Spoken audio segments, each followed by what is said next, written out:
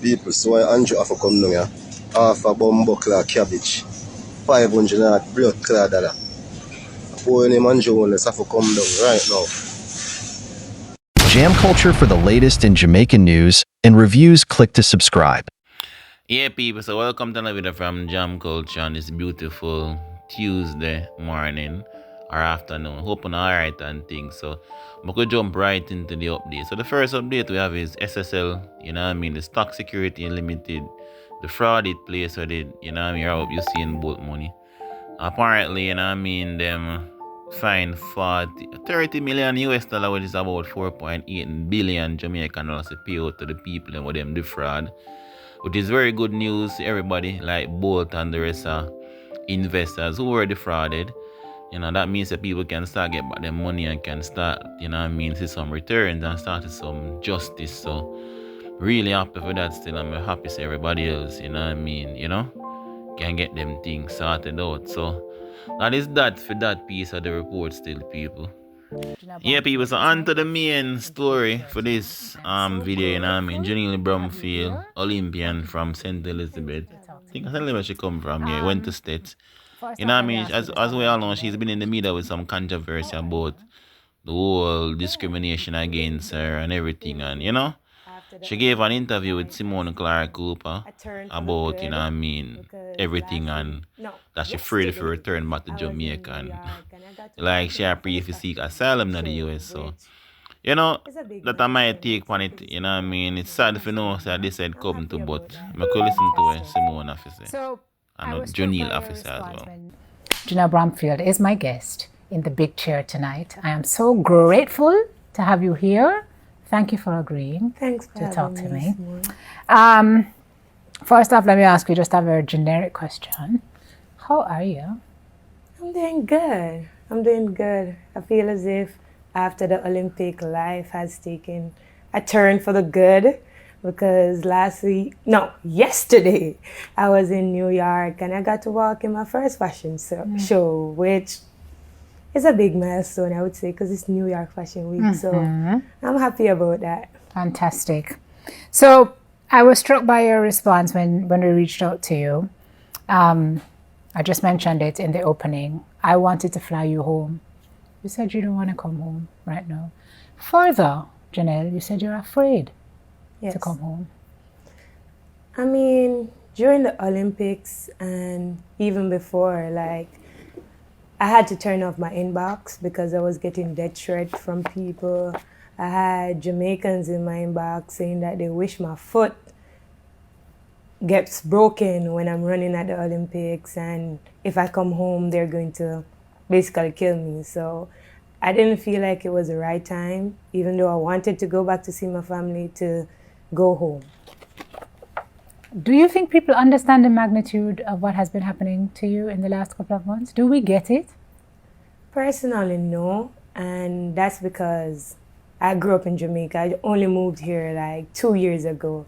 And growing up, I feel as if people say things without knowing how much hurt it might cause. It could be families, friends, they say stuff and they don't know that they're basically creating trauma in children, in adults, because when they say it, they're like, oh, we don't mean anything by it. But it's not about the person who's tossing the insult, basically, it's how the person takes it. It's going to a person. When they tag you, it's not just a handle. Yes. You're a human being. Yeah. And you told me that it was really therapy that has kind of underpinned and undergirded you through this season. Yes. And therapy, interestingly, is something that Noah, your boyfriend, convinced you into doing. Yes. Because you got into track, and track took you out of a certain place in your life. Yes. And it's like you won't allow yourself to live even in that space where you're earning now and because you're afraid to go back. Yeah. Tell me a little bit about that. So I grew up in a poor community. It's called Georges Valley, where when I grew up, I didn't see a profession bigger than a teacher at the point when I was in there. Mm-hmm. So growing up, I would say my mom did a pretty amazing job of not letting us know that we were poor, because we never went to bed hungry or anything. But when I was 8, I traveled, and I use this story as a reference. Like, on nights when she did not have any money, she used to make us oatmeal. And it tasted so good because she used to put in like nutmeg and everything, and it was good. But we used to have to wait like 30 minutes to get that oatmeal because she had it soaking in the fridge. And when we got it, half the cup was water and it was just oatmeal in the bottom. So I thought that's how you eat oatmeal. So I went to a meet when I was 8, and I had something different. Like, they gave me oatmeal and it was thick. And I was like, this is not how you make oatmeal. You can't make oatmeal. Yeah. And everybody was like, this is how you eat oatmeal. And that's when I realized that I was living in a whole different world from even people who were in Kingston.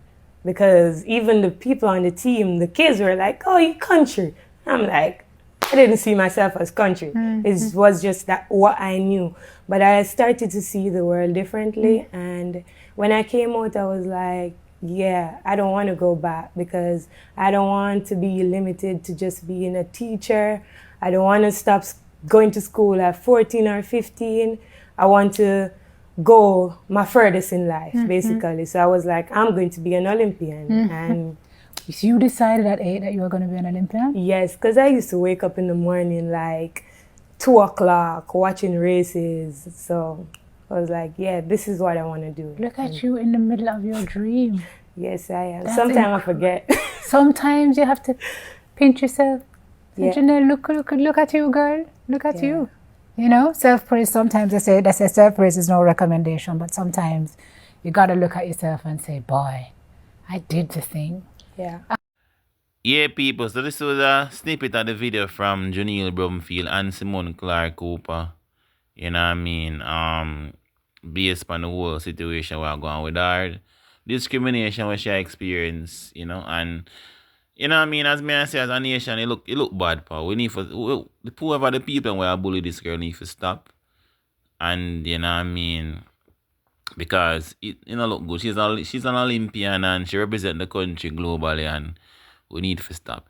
In my estimation, I think she kind of overdo it. And you know, I hear some people that say like she overdo it to try to get asylum in the US if no one married her and one bag of thing. But we don't know how I really go on this with them. But you know, as far as the bullying, it needs to stop still. But that's my take on the whole situation, the whole issue. But that's it from this video, people. Everybody, you know what I mean, enjoyed it. And I hope everybody continue to support us.